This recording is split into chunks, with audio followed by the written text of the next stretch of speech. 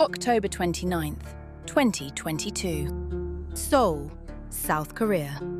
The weather was perfect. That's what makes this story feel so haunting. Nothing looked dangerous. Nothing felt dangerous. People were excited, laughing, taking photos, adjusting costumes in mirrors before heading out into the streets of Itaewon for Halloween weekend. And then, within minutes, hundreds of people couldn't breathe. Not because of a fire. Not because of a terrorist attack. Not because of poisoned drinks or some internet conspiracy. People died because there were simply too many human beings packed into a space that couldn't hold them. And what terrifies me most about this case is how normal it looked right before everything collapsed. Because if you watch the early videos from that night, nobody seems panicked yet. People are smiling, filming TikToks, eating street food, singing along to music spilling out from bars. Then suddenly, the crowd stops moving. And once a crowd stops moving in a confined space, human bodies stop acting like individuals. They start acting like liquid. People in the back keep pushing because they have no idea what's happening ahead. People in the middle get compressed from every direction. The people in front fall. And once one person falls in a crowd that dense, others fall on top of them. Within moments, the street becomes a trap. And some victims would remain standing upright, already dead, simply because the pressure of the crowd was holding their bodies in place. That image still chills me, because this wasn't violence in the traditional sense. Nobody woke up intending to hurt anyone. There was no villain hiding in the shadows. This was physics. Human error, overconfidence, and a city that wasn't prepared for what happens when celebration turns into compression.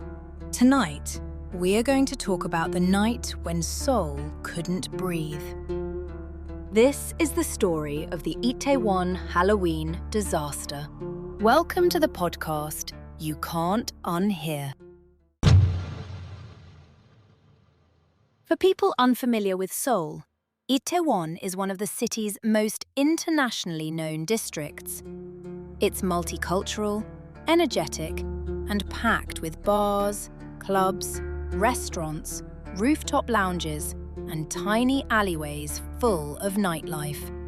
For years, it had been the place for Halloween celebrations in Korea. And in 2022, the atmosphere felt especially emotional. Because this was the first Halloween season after years of COVID restrictions. People wanted freedom again. They wanted noise, costumes, crowds, music, human connection. After years of masks, distancing, and isolation, there was this collective hunger to feel alive again. That emotional context matters. Sometimes people talk about crowds like they're irrational, but crowds are emotional organisms. People mirror each other's energy. Excitement spreads. Confidence spreads. And when everyone around you seems calm, your brain assumes things are safe. That's one thing people miss about disasters like this.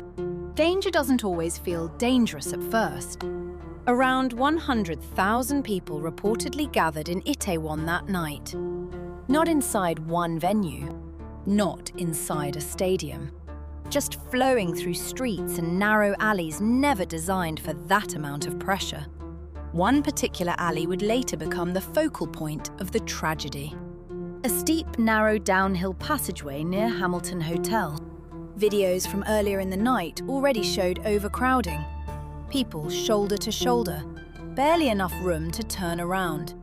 But most people probably thought, this is packed, but manageable. That's the thing about crowd disasters.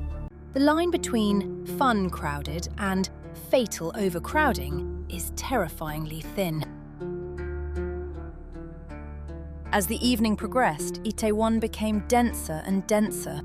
Music blasted from bars. Street vendors shouted over crowds. People in costumes squeezed through alleyways trying to meet friends. The air itself started feeling heavy. At around 10:20 p.m., emergency calls began coming in. People were fainting. At first, responders likely assumed it was isolated, heat exhaustion, alcohol, maybe panic attacks.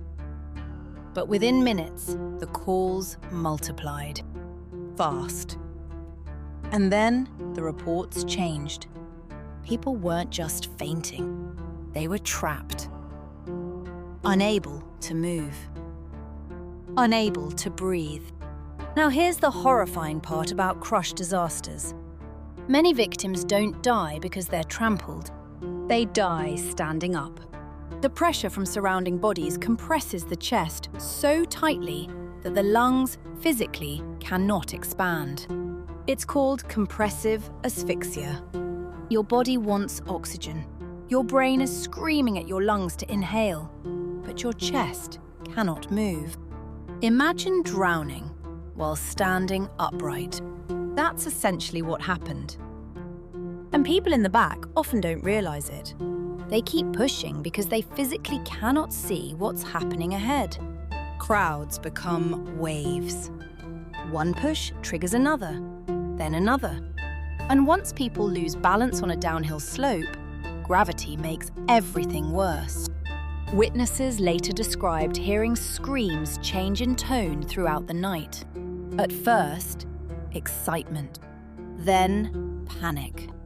Then, something else. Desperation. People were yelling things like, "Push back!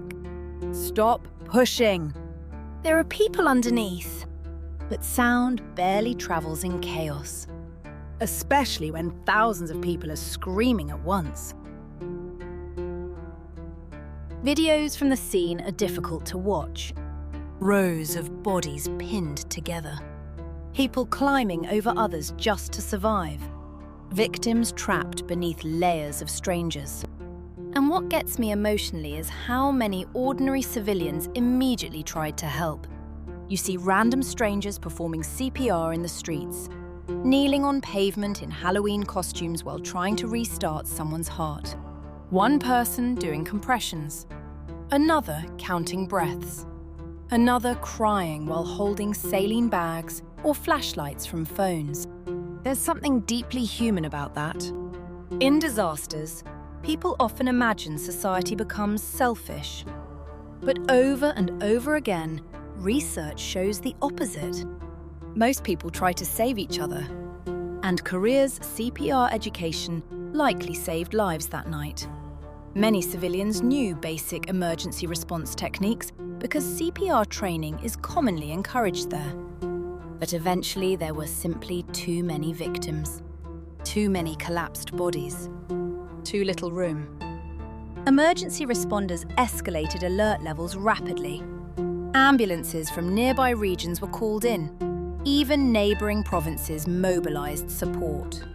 Still, the streets remained jammed. Imagine trying to carry unconscious people through crowds where nobody can move. At 1:10 a.m., authorities confirmed the first deaths. Then the numbers climbed. Eventually, over 150 people were confirmed dead, with hundreds more injured. Young people, mostly in their teens and 20s. Many were there celebrating what should have been one of the happiest nights of the year. And suddenly, families across Korea and across the world were receiving calls they never imagined. Your child didn't come home.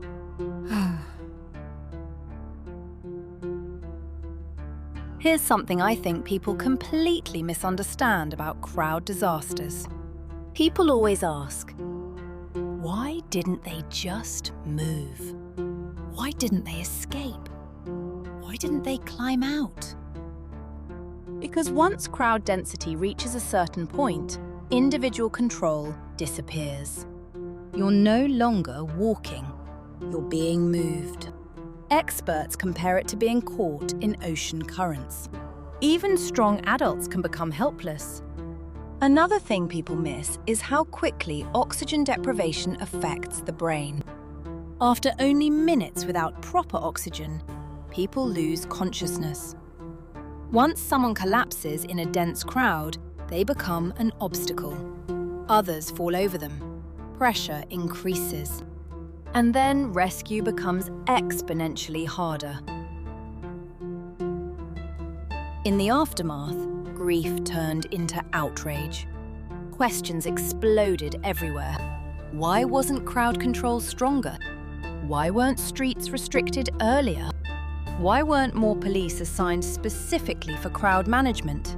Because this wasn't some unpredictable flash flood or earthquake. Large crowds in Itaewon during Halloween were expected every single year. And many critics argued there were warning signs long before the disaster unfolded. Emergency calls reportedly described dangerous overcrowding, even before the crush became catastrophic. That part haunted a lot of people. Because tragedies hit differently when prevention feels possible. Authorities launched investigations into emergency response failures and crowd management decisions. Some officials faced scrutiny. Public trust took a major hit. And emotionally, I think part of the anger came from this realization. Modern cities are supposed to know how to manage crowds. We have decades of research on crush disasters. Yet somehow, these tragedies still happen. Again and again. One of the hardest things to process afterward were the personal stories. Friends losing each other in seconds. Parents identifying children. Survivors describing the guilt of making it out alive while others didn't. Some victims reportedly sent final messages while trapped. Others were separated from friends and never reunited.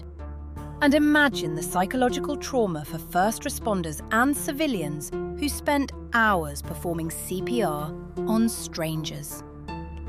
That stays with you forever. There's also something uniquely cruel about disasters involving celebration. People wore costumes that night, took photos, made plans for after-parties. Then families received those photos as some of the last images ever taken of their loved ones. That emotional contrast must be devastating. When people discuss the Itaewon disaster online, arguments usually become political immediately. And yes, accountability matters. But I also think this tragedy forces us to confront something deeper about modern life. We underestimate crowds. A lot. We think danger looks dramatic, loud, obvious. But crowd disasters are silent at first. That's what scares me. The transition from excitement to death can happen within minutes. And once human bodies reach critical density, strength barely matters anymore. One of the saddest images from that night is seeing rows of strangers trying desperately to save people they'd never met. No cameras, no hero speeches, just ordinary people refusing to give up on each other. In the middle of chaos, humanity still showed up. And maybe that's the only small piece of light in a story this dark. Because even when systems fail, people still try to save one another. And that matters. Even if it wasn't enough. Stay safe wherever you are, guys. See you on the next episode of the podcast You Can't Unhear.